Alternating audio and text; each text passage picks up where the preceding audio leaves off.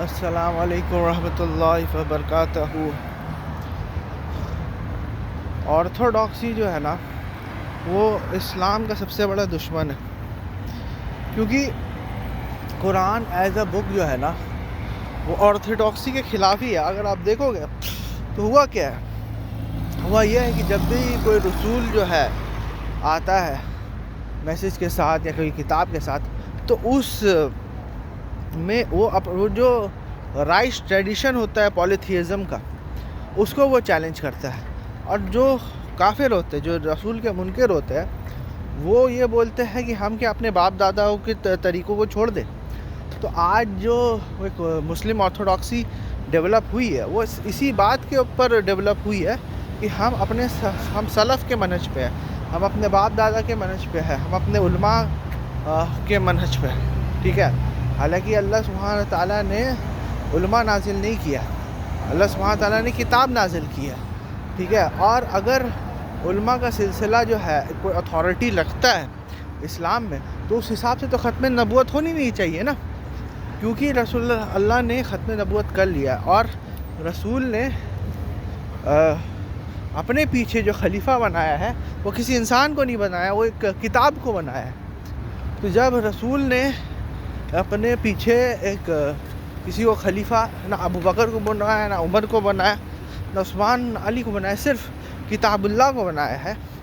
تو پھر کیسے ممکن ہو سکتا ہے کہ آج کے علماء جو ہے اتھارٹی کلیم کرے؟ انفیکٹ میں تو یہ کہنا چاہوں گا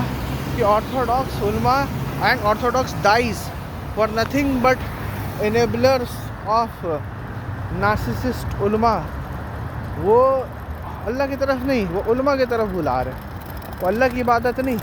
وہ بول رہے کہ علماء کی عبادت کرو۔ وہی سیم چیز جو قرآن کہتا ہے اتخذوا احبار ورہبان اربابا من دون اللہ، کہ they have taken lords and patrons beside Allah. وہ لوگ اس سے سیم چیز کہتے ہیں کہ آپ غزالی کے اگینسٹ کیسے جا سکتے ہیں، آپ امام حنیفہ کے اگینسٹ کیسے جا سکتے ہیں، آپ فلاں کے اگینسٹ کیسے جا سکتے ہیں، آپ اجماع امت کے اگینسٹ کیسے جا سکتے ہیں۔ یہ سیم چیز جو ہے پچھلے امتوں نے بھی یہی کیا تھا۔ یہ کنسنسس ہو گیا کہ ٹرینٹی ہے، کنسنسس ہو گیا صوفیزم کے اوپر، کنسنسس ہو گیا پولیتھیزم کے اوپر، لہٰذا آپ کی بات نہیں مانی جائے گی، بھلے ہی آپ کی بات کتنی مدلل ہی کیوں نہ ہو، لیکن کیونکہ وہ کنسنسس کے اگینسٹ ہے تو آپ کی بات نہیں مانی جائے گی۔ This is what orthodoxy is all about, ٹھیک ہے، کہ آپ اپنے ٹریڈیشن کو جو ہے وہ دین سے الگ کر کے نہیں، آپ اپنے ٹریڈیشن کو ہی دین سمجھتے ہو۔ دس از دا بگیسٹ بدعت ون کین سی، اور یہی ہوا ہے، اور جس کی وجہ سے جو ہے بے تکے جو ہے ڈیفیکلٹیز جو ہے دین کے اندر رائج ہو گئی ہے۔ جیسے مثال کے طور پہ حجاب، ٹھیک ہے، اسلام ایک ماڈسٹی کا ریلیجن ہے، اسلام میں زنا حرام ہے، ٹھیک ہے، ایک ماڈسٹی کا ریلیجن ہے، لیکن ایٹ دا سیم ٹائم اسلام کوئی بھی جو ہے کہیں پر بھی جو ہے قرآن میں اللہ سبحانہ تعالیٰ یہ نہیں بولے ہے کہ عام عورتوں کو جو ہے حجاب پہننا چاہیے، except wives of the prophet. وہ جو آیتیں جو کوٹ کرتے ہیں اس میں حجاب کا ذکر ہی نہیں ہے، اس میں تو یہ ہے کہ اپنے خمار کو اپنے چیسٹ کے اوپر رکھ دیا کرو، اپنے شرمگاہوں کی حفاظت کرو، اگر جو ہے اندیشہ ہے کہ لوگ تمہیں چھیڑ رہے ہیں، ٹھیک ہے، منافقوں کا دور ہے، تو ایک چادر لے کے نکلا کرو، اس میں کوئی حجاب کا تو ذکر ہی نہیں۔ حجاب کا ذکر جو ہے ایک پردہ، ایک پارٹیشن کا ایک ذکر جو ہے وہ وائفس آف دا پروفٹ کے لیے ہے، کیونکہ جس طرح سے کوئین الزبتھ ہے یا کوئی بھی جو ہے یہ چیز ہے،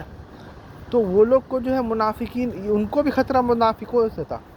تو کیونکہ وہ لوگ وائفس آف دا پروفٹ تھے تو ان کے لیے اسپیشل جو ہے احکام نازل ہوئے، اور یہاں تک کہ ان کو اختیار بھی دیا کہ اگر تم کو رسول کے ساتھ رہنا ہے تو یہ احکام تم کو جو ہے ماننا پڑے، اگر نہیں ہے تو میں معروف طریقے سے جو ہے رسول سے میں تم کو آزادی دے سکتا ہوں، اور اگر تم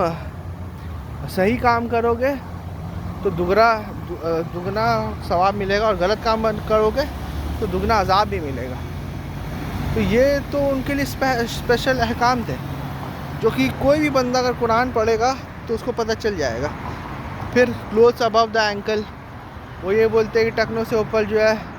یہ پاجامہ یا کرتا ہونا چاہیے، حالانکہ یہ اگر آپ حدیث میں پڑھیے گا تو آپ کو سمجھ میں آئے گا کہ تکبر، مین اصل ریزن تکبر تھا، وہ جو ہے اس زمانے کے تکبر کی علامت تھی. آج بھی آپ کوئی بندہ کو دیکھو گے کہ وہ لنگی پہن کے یا ازار پہن کے رگڑ کے چل رہا ہے، تو آج بھی آپ بولو گے کیسے اس طرح سے کیوں چل رہا ہے. ٹھیک ہے، وہ ٹکنوں سے اوپر پینٹ کی بات نہیں ہو رہی ہے. ٹھیک ہے، وہاں پر تکبر کی بات ہو رہا ہے. اور عین ممکن ہے کہ آپ کا پینٹ جو ہے ٹکنوں سے اوپر ہو اور پھر بھی آپ کے دل میں تکبر ہو، کیونکہ رسول اللہ صلی اللہ علیہ وسلم نے یہ بھی ڈیفائن کیا ہے نا کہ دوسروں کو نیچے نظر سے دیکھنا بھی اور حق بات سے اناد کرنا بھی تکبر ہے. سب سے زیادہ متکبرین تو یہ علماء ہوتے ہیں اور ان کے جو ہے فالوورز ہوتے ہیں، جو کہ فرقہ پرستی، جو کہ اپنے فرقوں کے علاوہ کسی اور کو مسلمان نہیں سمجھتے، دوسروں کو نیچے نظر سے دکھتے ہیں، نان مسلمس کو نیچے نظر سے دیکھتے ہیں یہ لوگ. ٹھیک ہے، اپنے برابر نہیں سمجھتے، نان مسلمس کو جو ہے سیکنڈ کلاس سٹیزن سمجھتے ہیں. تو یہ تو تکبر کا سب سے بڑا علامت ہوا جو کہ ان میں پایا جاتا ہے according to the definition of رسول اللہ صلی اللہ علیہ وسلم. آئی برو آپ نہیں بنا سکتے، نیل پالش جو ہے اس کے اوپر وضو نہیں کر سکتے. یہ سب چیز جو ہے وہ حدیثوں میں آئی ہے. یا وضو کا تو خیر رہنے دیجیے، اس کی تو کوئی اصل بھی نہیں ہے، لیکن یہ چیز جو ہے وہ میوٹیلیشن کے اوپر تھا، اس کو کیا سے کیا کر دیا. تو جتنا بھی آپ قرآن سینٹرک ہوں گے نا تو یہ سب ڈاگما سے آزاد ہوئیے گا، اور جتنا ہی آپ حدیث سینٹرک ہوئیے گا بنا قرآن کے حدیث سمجھ میں بھی نہیں آئے گا. ٹھیک ہے، اب آپ دیکھیے گا majority of women are in hell fire, یہ حدیثوں میں. سب سے زیادہ دجال کو کوئی فالو کرے گا تو وومن ہے، وہ حدیثوں میں. سب سے زیادہ جو ہے جو women are deficient in religion and عقل، ناسک عقل و دین، وہ جو ہے یہ اس میں حدیثوں میں اس کی تعویل کی جاتی ہے. سب چیز کی تعویل کی جاتی ہے کہ نہیں، ناقص عقل و دین مطلب دنیاوی لحاظ سے اور دینی لحاظ سے ان کے اوپر کم پریشر ڈالا گیا ہے، کم رسپانسبلٹیز جو ہے وہ ڈالی گئی ہے. ٹھیک ہے، اور دوسرے لوگ تو آؤٹ رائٹ ریجیکٹ کرتے ہیں. تو ہم لوگوں کو نا، اگر مسلمانوں کو ترقی کرنا ہے نا تو ہم لوگوں کو حدیث سینٹرک ہونے سے زیادہ قرآن سینٹرک ہونے کی ضرورت ہے. اور قرآن خود کہتا ہے افلا تعقلون، کیا تم عقل استعمال نہیں کرتے؟